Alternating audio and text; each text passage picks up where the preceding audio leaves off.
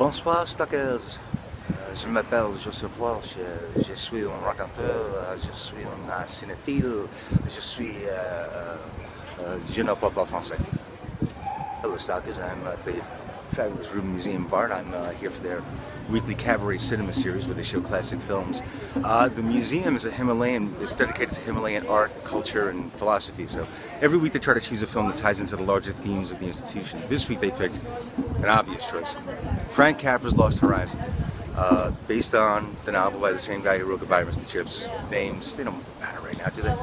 Anyway, Capra famously was the guy who took Columbia Pictures, Harry Cohn's Columbia Pictures, from a poverty row studio and made it into one of the big boys that could dance with Universal Pictures and Fox and MGM and all the other big guns in Hollywood.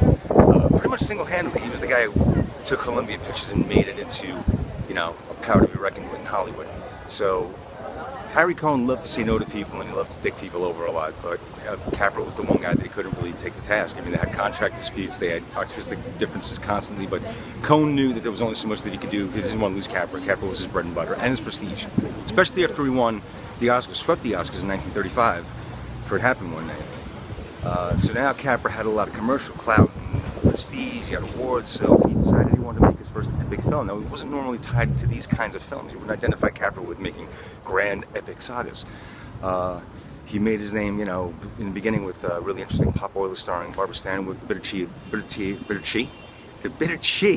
bitter tea of General Yen, and American Madness with Pat O'Brien and Walter Houston. Usually he was sympathetic to a very tragic situation where he was championing a little guy against larger forces who were, mounting against him. He made this film and then he kind of went back to that again later on, making classics like Meet John Doe and, of course, Mr. Smith Goes to Washington. But in between, he tried to make this one kind of veering away from what he was known for, making an epic grand-scale film, and Cohn gave in to most of his wishes. One that he backed away from, interestingly enough, was to film it in Technicolor. It was way too expensive to do, and the budget already climbed over $1 million, which is something Harry Cohn did not like. And ultimately, it came in for close to $2 million. And when it was released, it did well critically, but not commercially, and that pissed old Harry off. So it was chopped up and re-released in a truncated form, and it existed that way, and in various truncated forms, I think, over the years, until about within the last 7-8 years, they restored the film. They found footage that survived, that they were able to assemble a cut that came closest to Capra's original vision. So that's what I'll be checking out tonight. I've seen this version already, but I haven't seen it on the big screen, and I'm really looking forward to it. Capra's a very fascinating filmmaker, especially considering that his first job as a director, he was somebody who bounced around for a number of years, from odd job to odd job, and his first gig, and he worked in Hollywood for a bit, is like, somebody who carried props and sets and stuff like that, but he talked the production company into directing his first film by claiming to be an accomplished director. And when the day arrived for him to actually show up on the set and yell action, he actually panicked and thought about hopping on a train and just leaving town, but he showed up and he did the gig, and that movie actually survives. I think it's on YouTube. I wish I could remember the name of it right now, but it's an adaptation of a Rudyard Kipling poem, and it's a bonus feature on the Blu-ray for Criterion's It Happened One Night. Plug! And the sale's going on right now too at Barnes & Noble, so if you watch that first film, his very first directorial effort, you could see that there's an assured filmmaker there. There's somebody who has an innate grasp of cinematic narrative, just the way he uses the intertitles in the film.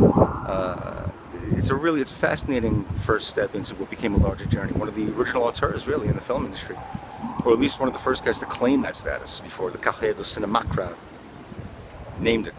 Yeah. But anyway, so I'm getting ready to catch this now. And I'll be back with further thoughts after I've seen the movie. I've seen this movie already. I saw it as a kid in its original, snip form, and I've seen it now since it's been restored. I've never seen it screened, so I'm looking forward to that. That's now. And I'll be back with my 2 cents afterwards. So this is Joe Walsh from Nitrates.tv. Spread the word, kids. Signing off for now, and I'll be back later on, but stick with me, stalkers.